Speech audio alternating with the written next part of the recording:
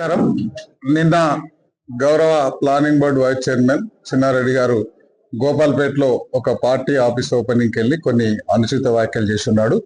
దాన్ని నేను తీవ్రంగా ఖండిస్తున్నా. ఎందుకంటే మొట్టమొదటి తప్పు, ఆయన 2 years నుంచి ఆ బీఆర్ఎస్ పార్టీ వాళ్లకు వీళ్లకు వేరే రకంగా సాయం చేస్తున్నాడని ప్లానింగ్ బోర్డు చైర్మన్ మన ఇచ్చినప్పుడు దాని తర్వాత పార్టీలో క్రమశిక్షణ సంఘం చైర్మన్ ఉంటే ఆయన తప్పించున్నారు. సో నిన్న మళ్ళీ అంతకుముందు గోపాల్పేటలో తుమ్మల నాగేశ్వరరావు గారు వచ్చినప్పుడు ఆ రోజు మార్కెట్ యార్డ్ ఫౌండేషన్ వేస్తుంటే అడ్డం వచ్చి ఆ రోజు కూడా పార్టీకి అగనిస్ట్ పోయినాడు. నిన్న ఆయన మాట్లాడింది చాలా ఇబ్బందికరమైన మాట్లాడినాడు. ఆల్రెడీ గోపాల్పేటలో కాంగ్రెస్ పార్టీ ఆఫీస్ ఉంది. సెకండ్ ఆఫీస్ ఓపెన్ చేయడానికి పోవడమే మొదటి తప్పు. సో మళ్ళీ అక్కడికి వెళ్ళి వేరే వ్యాఖ్యలు చేస్తున్నాడు. ఆ వ్యాఖ్యలు 1 ఏఐసిసిని చేసినాడు, 2 రేవంత్ రెడ్డి గారిని చేసినాడు, 3 నన్ను చేసినాడు. సో అందరి కాంగ్రెస్ పార్టీ మనోభావాలు దెబ్బతిన్న దానికి కారణమైన చిన్నారెడ్డి గారు ఫస్ట్ క్షమాపణ చెప్పాలి. ఎందుకు చెప్పాలంటే కాంగ్రెస్ పార్టీ 46 ఏళ్ళ నుంచి నేనే కాంగ్రెస్ ఉన్నప్పటికీ నా కాంగ్రెస్ మొత్తం నేనే పొడిచినా నూకినా ఏదో మాట్లాడినట్టు 100% మాట్లాడినట్టు లేదు.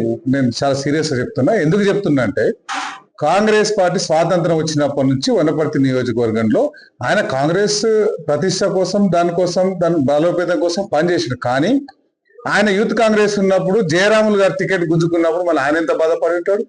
సో 32 ఏళ్ళు ఆయన రాకముందే కాంగ్రెస్ పార్టీ ఎమ్మెల్యేలు ఉన్నారు. Hyderabad biggest property show is here. CREDAI Hyderabad. Rate ఆగదు, డిమాండ్ తగ్గదు.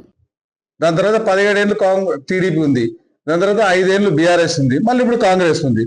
సో 20 ఏళ్ళే కదా మొత్తం 80 ఏళ్ళ. సో మొత్తం ఆయన నేను చేసినట్లు, మొత్తం వనపర్తికి అంతా నేనే చేసినట్లు అట్లా మాట్లాడడం తప్పు. నెంబర్ 1. నెంబర్ 2, ఏఐసిసి అంటే ఆయనకు బీఫామ్ ఇస్తే సోనియా గాంధీ గారు రేవంత్ రెడ్డి గారు ఆ రోజు పిసిసి అధ్యక్షులు ఉండి అక్కడున్న ఏఐసిసి పరిశీలకులు ఇక్కడున్న పిసిసి పరిశీలకు పైసలు తీసుకొని బీఫామ్ మార్చింది అన్నాడు. దానికి నేనేం చెప్తున్నంటే ఆయనకు 8 సార్లు కాంగ్రెస్ పార్టీ బీఫామ్ ఇచ్చింది. ఎన్ని పైసలు ఇచ్చిండు ఏఐసిసికి, పిసిసికి? అది తప్పు కదా. కాంగ్రెస్ పార్టీ లైన్ లో ఉన్నాడు, కాంగ్రెస్ పార్టీ సీనియర్ కార్యకర్త అన్నట్టు ఆయన అధిష్టానాన్ని తప్పు పట్టే స్టేజ్కి, ముఖ్యమంత్రిని తప్పు పట్టే స్టేజ్కి ఆయన విషయానికి వస్తే అట్లా డబ్బులు ఆయనకి ఇస్తేనేమో డబ్బులు ఇవ్వకుండా ఇచ్చినట్లు, వేరే వాళ్ళకి ఇస్తే డబ్బులు ఇచ్చినట్లు దాన్ని మేము ఖండిస్తున్నాం. దాంతో పాటు ఈ 30 నెలల్లో ప్లానింగ్ బోర్డు ఆయనకు చైర్మన్ వచ్చిందంటే ఎట్లొచ్చింది? మాలాంటి 65 మంది ఎమ్మెల్యేలు గెలిస్తే ముఖ్యమంత్రి అయితే ఆయన గౌరవించుకొని ప్లానింగ్ బోర్డు వైస్ చైర్మన్ ఇచ్చి క్యాబినెట్కి పోయేదానికి ఇచ్చినాం. సో అది తెలియకుండా ఎవరికి పనిచేయాలి?